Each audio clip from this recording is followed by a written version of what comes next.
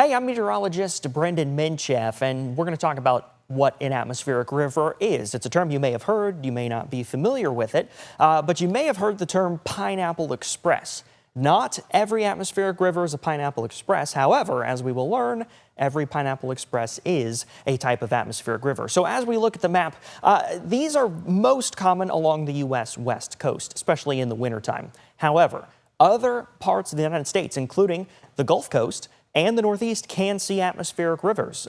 In the Gulf of Mexico can act as that moisture source for atmospheric rivers moving up through the southeast and into the northeast. And sometimes you can get a nor'easter that can be attached to an atmospheric river. But let's jump into it. Let's look at the map. Well, when high pressure is sitting off the west coast, what that does is it kind of, for the most part, blocks the moisture from coming in. When high pressure slides a little bit further to the south, and especially when it's coupled with a storm passing through either British Columbia or the Pacific Northwest or even Northern California, what can happen is it can tap in to this atmospheric river. And what that is, it's a narrow band of moisture, about 1,000 miles long or so, and it can pull in a lot of tropical moisture into an area.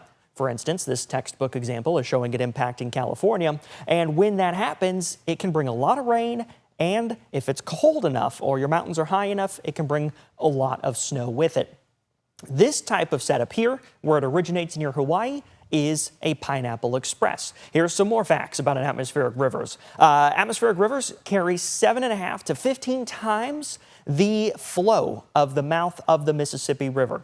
They vary. Some of them are stronger, some of them are weaker, but they are very, very wet systems, and that's why we get a lot of rain from these. And atmospheric river events are responsible for the majority of the water supply on the U.S. West Coast. Here is a satellite image of an atmospheric river. Again, this is a type of atmospheric river that we might call a Pineapple Express. It originates near Hawaii. High pressure sits here, and so it brings this moisture, for instance, here into California. But if your high pressure is a little bit further north, it can bring that moisture up into the Pacific Northwest. Again, this setup here is a Pineapple Express. So to be clear, a Pineapple Express is an atmospheric river that pulls moisture from Hawaii. But not every atmospheric river is a Pineapple Express. This one here, here's another example. You see the atmospheric river extending out from Hawaii, but that moisture is being pushed into the Pacific Northwest and British Columbia. So every Pineapple Express is an atmospheric river, but not every atmospheric river is a Pineapple Express. And we rank atmospheric rivers based on two things: